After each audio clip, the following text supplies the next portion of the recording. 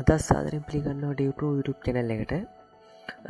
ඉතින් අද අපි ආවේ ෆෝලුප් එක සම්බන්ධව දැනගන්න. ඉතිං ෆෝලුප් එක කොහොමද කරන්න කියලා අපි මුලින්ම බලමු. ෆෝලුප් එක මොකක්ද කියන්නේ, ෆෝලුප් එක මොකක්ද කියල දැනගන්න ඉස්සෙල්ලා අපි කියමු අපේ නම ප්‍රින්ට් කරගන්න ඕනන්, අපේ නම පස්සර ප්‍රින්ට් කරගන්න ඕනන් ඔයාට මොකක්ද කරන්න ඕන. අපි කරන්නේ එස්සව් පස්සරත් දාන එක නේද. ඒ කියන්නේ මෙන්න මෙහෙම අපේ නම පස්සරයක් ප්‍රින්ට් කරගන්න ඕන. ඔන්න ඔය විදියට අපි එස්සව් පස්සරයක් දාලා ඒ එස්සව් එක ඇතුළට අපේ නම පස්සරයම යොදන්නත් ඕන. විතර බලමු රන් කරලා. ඔව් අපිට පස්සරේ අවුට්පුට් එකනක් එනවා.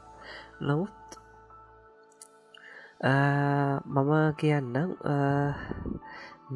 මේ දේ නැතුව මේක සවුට් එකකින් අපේ නම පස්සරයක් හෝ දැන් හදිසියක්කත් මේක සියසරයක් මේ රන් කරගන්න ඕන. ඒකන්න සියසරයක් මේ නම ප්‍රින්ට් කරගන්න ඕනු නොති ඔයා කරන්නේ එස්සවට් සියසරයක් දාන එකද නැත්තන් ඊට වඩා ලේසි ක්‍රමයක් හොයන එකද.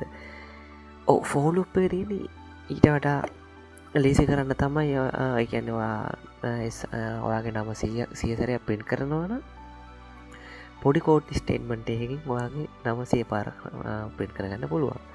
ඒකට තමයි අපි ෆෝලුප් එක යොදන්නේ.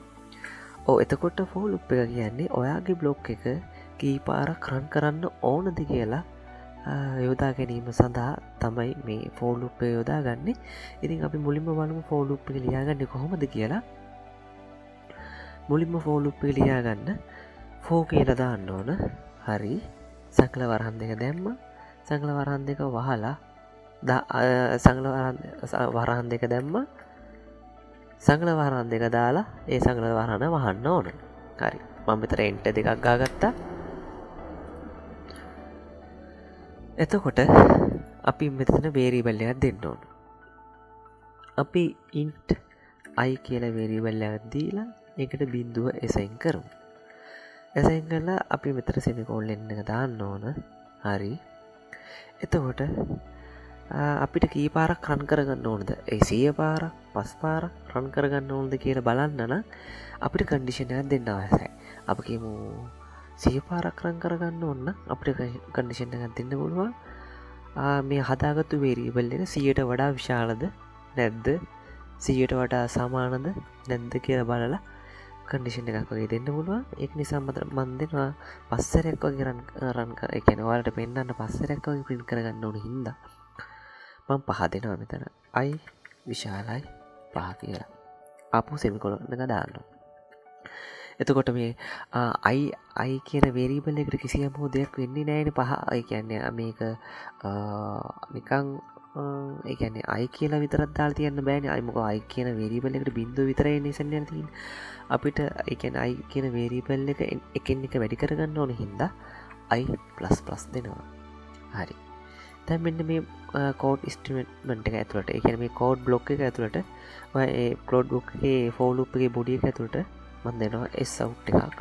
මගේ නම අර ඉස්සෙල්ලා දීපු නමම දෙනවා. දැන් අපි බලමු මේක රන් කරලා මොකද්ද වෙන්නේ කියලා. ඔව්, අර sout පස්සරයක් දාපු එකට වඩා ගොඩක්ම ලේසි දෙයක් තමයි මෙතන වෙලා තියෙන්නේ. ඔයාට sout එක බලගන්න පුළුවන්. මගේ නම පස්සරයක් ප්‍රින්ට් වෙලා තියෙනවා. මේක 100 සැරයක් ප්‍රින්ට් කරන්න ඕන නම් අපිට මෙතන 100 දෙන්න පුළුවන්. 100 දුන්නම sout 100ක් දාන්න උවමනාවක් නැහැ. නමුත් අර මේ පොඩි කෝඩ් ස්ටේට්මන්ට් එකෙන් මේ පොඩි මේ කෝඩ් බ්ලොක් එකෙන් ඔයාගේ නම පස්සරයක් 100 සැරයක් ප්‍රින්ට් වෙලා තියෙනවා. 1000ක් ලක්ෂයක් ලක්ෂ 10ක් ප්‍රින්ට් කරගන්න පුළුවන්. මෙතෙන්ද ඔයාට කන්ඩිෂන් එක දෙන්න විතරයි අවශ්‍ය.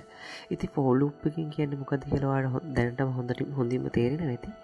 for loop එක කියන්නේ ඔයාගේ කෝඩ් බ්ලොක් එක කී පාරක් රන් කර ගැනීම සඳහා අවශ්‍යද කියන යන වග කර ගැනීම සඳහා යොදා ගන්න පොඩි විදියක් කියලා කිව්වොත් නිවැරදි. ඉතින් අද දවසේ වීඩියෝ එක මෙච්චරයි. හෝලුප් එක සම්බන්ධව මේ මෙච්චරයි කියන්න තියෙන්නේ. ඉතිං නොදන්න දෙයක් තියෙනවනම් සහ දැනගන්න අවශ්‍ය දෙයක් තියෙනවන පහලි කමෙන්ට් සෙක්ෂන් එකෙන් දාන්න. මම හෙල්පයක් දෙන්න. ඉතින් අදට මෙච්චරයි යාළුවේ. ගෙලිල්ල බයි.